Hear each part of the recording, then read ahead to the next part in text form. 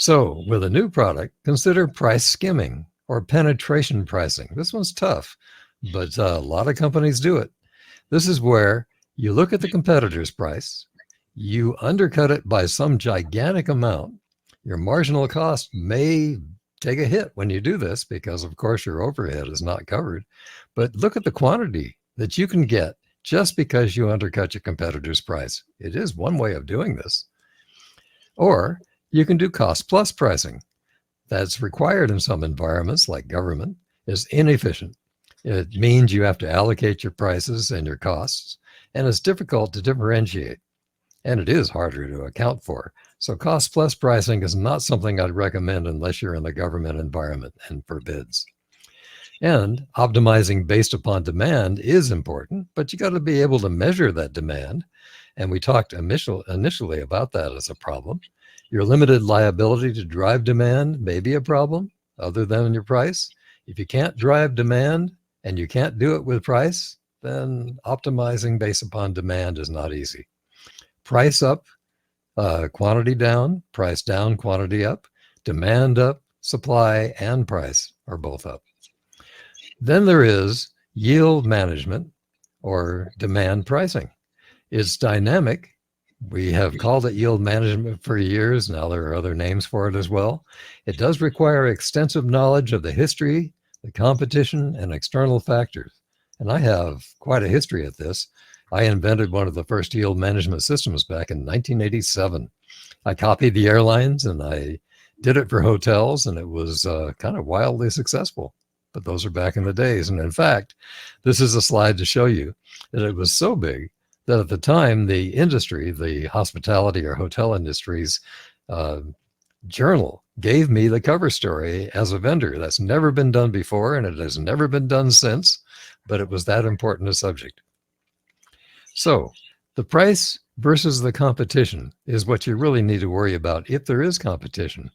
And the way you can find that, your price versus competition, is by either screen scraping, getting gray invitation or information from your own people who find quotes that were given by your competitors to those customers that you have been able to win over.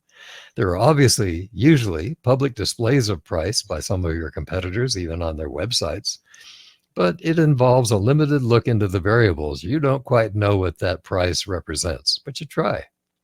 And then there is price versus value added. If you disconnect price from the competition, it makes sales faster and easier. And you're responding to customer needs, not their wants. It is the best possible way to do this. You price because you're adding value. Number 7, price by technology advantage. Those of us, particularly those of us who invest in technology, love to see this because it means that you have done something where we perceive you have an advantage over everybody else, and we're going to pay more, buy it earlier, take a bigger chance, and maybe get a product that isn't quite worked out as well as it might be. So think of cloud computing. How many years did it take most of the users that you look at as your possible user base to finally come around and trust the cloud? How about AI versus manual changes in prices? How many of us, even today, are allowing a machine to decide what the prices of your products are going to be? And then how about integration with all of this compared to just SneakerNet? That is, changing your prices if you're a retailer by going around to each of the tables and changing those prices manually. So prices can be and should be tied to inflation. It retains your margins without big dips. But think of this. If you had a 4% annual increase, that's 22% if it's compounded over 5 years. And I have stories of some of my companies that didn't increase their prices for 5, 6, 7 years for fear that they would drive their customers away. And you can guess, David, what that would do.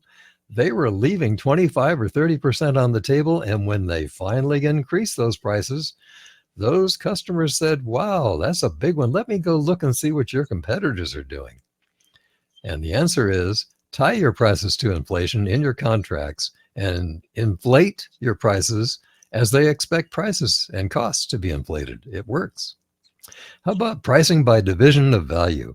The value-added resellers that we know do just that. They add their software to somebody else's hardware.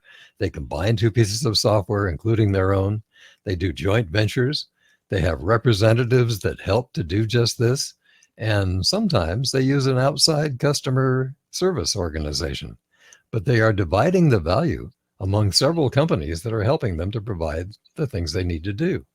We price for corporate valuation because we are thinking, aren't we, that someday we're going to sell this company that we're putting together.